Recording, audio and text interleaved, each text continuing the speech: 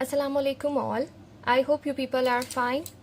आज हम लोग नए टॉपिक की बात करते हैं जो हम लोगों ने लास्ट वीडियो में डिस्कस किया था, मैल न्यूट्रिशन, द डिजीज़ और द प्रॉब्लम्स क्रिएटेड और related to the group of nutrients. तो उनको मैल न्यूट्रिशन कहा जाता है। उसकी हम लोगों ने 3 टाइप्स पढ़ी थी, जिसमें प्रोटीन एनर्जी डेफिशिएंसी आ जाता है, मिनरल डेफिशिएंसी डिजीजेस हैं और ओवर इनटेक न्यूट्रिशन आ जाता है। आज हम लोग सेकेंड वन डिस्कस करेंगे, second and third one, mineral deficiency diseases. Mineral deficiency diseases से हमें पता चल रहा है कि यहाँ पर कौन सी डेफिशिएंसी होगी, मिनरल की डेफिशिएंसी होगी।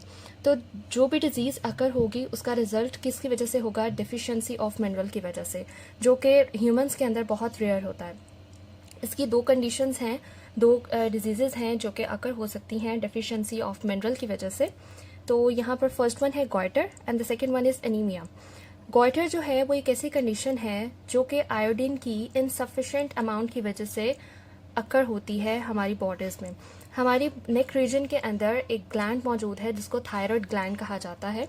थायराइड ग्लैंड को क्या चाहिए होता है, आयोडीन की अमाउंट चाहिए होती है ताकि वो क्या कर सके, हमारी बॉडी की नॉर्मल फंक्शनिंग में और ग्रोथ में हमें हेल्प कर सके। ठीक है, तो ये थायराइड हार्मोन जो होता है हमारी पूरी बॉडी का कंट्रोल इसके पास होता है। तो ये हार्मोन जो है वो बहुत इंपॉर्टेंट और एसेंशियल पार्ट है हमारी बॉडी का, जिसमें फंक्शनिंग भी है हमारी बॉडी की और ग्रोथ भी होनी है। अगर सफिशेंट आयोडीन जो है अवेलेबल नहीं होती, अगर हम कोई भी फॉर एग्जांपल फूड ले रहे हैं, उसके अंदर हम उस मिकदार में, उस बैलेंस्ड अमाउंट में आयोडीन को अपनी डाइट में शामिल नहीं कर रहे हैं, तो फिर क्या होगा कि जो थायराइड ग्लैंड होगा हमारे नेक रीजन के अंदर वो इनलार्ज्ड हो जाएगा। ठीक है, स्वेलिंग हो जाएगी उसकी नेक रीजन के अंदर, और इस कंडीशन को हम कहते हैं जी गॉइटर। ठीक है, सेकेंड वन हमारे पास डिजीज़ है एनीमिया। एनीमिया क्या होती है? एनीमिया एक कॉमन डिजीज़ है मिनरल डेफिशिएंसी डिजीज़ की, जिसके अंदर एनीमिया का मतलब होता है लैक ऑफ ब्लड की कमी हो जाना। ठीक है, और ये किस वजह से होती है? जब आपके number of red blood cells जो हैं वो अपने नॉर्मल अमाउंट से कम हो जाते हैं, रिड्यूस्ड हो जाते हैं। अब जो हीमोग्लोबिन एक मॉलिक्यूल है जिसके पास एक सिंगल एटम होता है आयरन का सेंटर के अंदर, ठीक है, वो बहुत इंपॉर्टेंट होता है हमारी बॉडी के अंदर, क्योंकि अगर बॉडी जो है वो फेल हो जाती है उस आयरन को रिसीव करने में, हीमोग्लोबिन के मॉलिक्यूल को रिसीव करने में, तो फिर नंबर ऑफ जो प्रॉब्लम्स हैं वो अकर होना शुरू हो जाती हैं, जिसकी वजह से रेड ब्लड सेल्स जो हैं हमारी बॉडी में बनना बंद हो जाते हैं और फिर बहुत सारी प्रॉब्लम्स जो है वो अकर हो सकती हैं।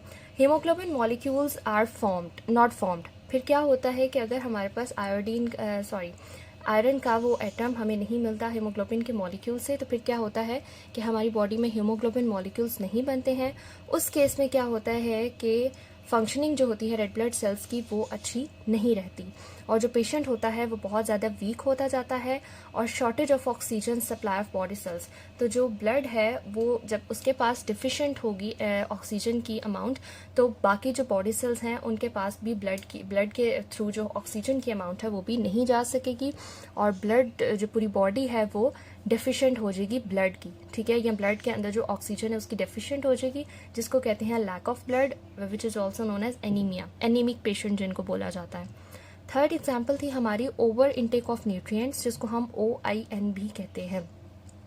ये एक मैलन्यूट्रिशन की थर्ड फॉर्म है जिसके अंदर न्यूट्रिएंट्स जो हैं वो लिए जाते हैं अमाउंट्स में required for the normal growth. ठीक है, अब नॉर्मल ग्रोथ के लिए तो हम लोग चीज़ का इंटेक ले लेते हैं अपनी डेवलपमेंट को मेंटेन करने के लिए, अपनी मेटाबॉलिज्म को मेंटेन करने के लिए, बॉडी की एक्टिवेशन को ठीक करने के लिए। ठीक है, अब जो इफेक्ट्स होते हैं ओवर इनटेक ऑफ न्यूट्रिएंट्स वो यूजुअली इंटेंसिफाइड होते हैं बहुत ज़्यादा मिकदार में। अगर हम लोग किसी चीज़ को ले लेते हैं तो क्या हो जाता है कि अगर हम लोग फॉर एग्जांपल हमने बहुत ज़्यादा खाना खा लिया है और उसके बाद हमसे बिल्कुल भी वॉक नहीं हो रही है, बिल्कुल एकदम चला फिरा नहीं जा रहा, तो कोई फिजिकल एक्टिविटी नहीं है आपकी, तो उसकी वजह से बहुत ज़्यादा एनर्जी जो है वो आपकी बॉडी के अंदर ही स्टोर होती जाती है फैट की सूरत में, और एक्सपेंडिचर नहीं होता, कोई भी एनर्जी का एक्सपेंडिचर नहीं होता। वॉक करने से होता है कि आपकी बॉडी जो है वो एनर्जी एक्सपेंड करती है। ठीक है, तो over intake of nutrients causes a number of health problems, बहुत सारी हेल्थ प्रॉब्लम्स हो जाती हैं, जैसे कि high intake of carbohydrates and fats. Fats का और कार्बोहाइड्रेट का ज़्यादा इंटेक अगर ले लिया जाए तो वो ओबेसिटी की तरफ आ जाता है, डायबिटीज़ कॉज हो सकती है एंड कार्डियोवेस्कुलर प्रॉब्लम्स। मेन जो आपका प्रॉब्लम है वो कार्डियोवेस्कुलर प्रॉब्लम्स एंड डायबिटीज़, इसके साथ साथ जो है वो फिजिकल एक्टिविटीज़ कम होती जाती हैं। ठीक है, ज़्यादा डॉक्टर्स जो है वो यही सजेस्ट करते हैं कि आप बेड रेस्ट करें, आप ज़्यादा चलें फिरें नहीं, भागना नहीं आपने, तो उससे क्या हो जाता है फिर ओबेसिटी कॉज होना शुरू हो जाती है। बिकॉज जितना भी फैट, जितनी भी इंटेक आप ले रहे हैं वो सारी आपकी बॉडी में एब्जॉर्ब होती जाती है एनर्जी सोर्स के तौर पर, क्योंकि कोई भी एनर्जी एक्सपेंड तो हो नहीं रही। ठीक है, इसी तरह वो कहते हैं similarly high dose of vitamin A का अगर हाई डोज ले लिया जाए तो उससे क्या होता है, एपेटाइट लूज हो जाता है, आपको बहुत भूख जो है वो नहीं लगती, लॉस हो जाता है और लिवर के बहुत प्रॉब्लम्स होना शुरू हो जाते हैं। होता है ना कि आपका एपेटाइट जो है वो अच्छा रहेगा, आपको बार बार भूख लगेगी। ठीक है, excess intake of vitamin D का भी एक्सेस इनटेक अगर आप ले लें तो क्या होगा कि deposition of calcium in various tissues के अंदर विटामिन डी की वजह से कैल्शियम की डिपोजिशन होना शुरू हो जाएगी, जो कि प्रॉब्लम का बायस बन सकता है। ठीक है, क्योंकि कैल्शियम जो है वो बोन्स में डिपॉजिट होनी चाहिए, कैल्शियम एंड फॉस्फोरस जो है वो बोन्स के लिए बहुत अच्छी हैं। ठीक है, तो टिश्यूज़ के अंदर जब उसकी डिपोजिशन हो जाती है तो फिर वो प्रॉब्लम कॉज करती है। ये हमारी थी जी second and third one example. ठीक है, नेक्स्ट हम लोग इफेक्ट्स इसके डिस्कस करेंगे नेक्स्ट वीडियो में। तब तक के लिए आप लोग इनको अच्छे से देख लें, इनको अच्छे से पढ़ लें, लेक्चर ले लें, और अगर कोई प्रॉब्लम है तो आप कमेंट्स में पूछ सकते हैं। तो अपना बहुत ख्याल रखिएगा। खुदा हाफिज़।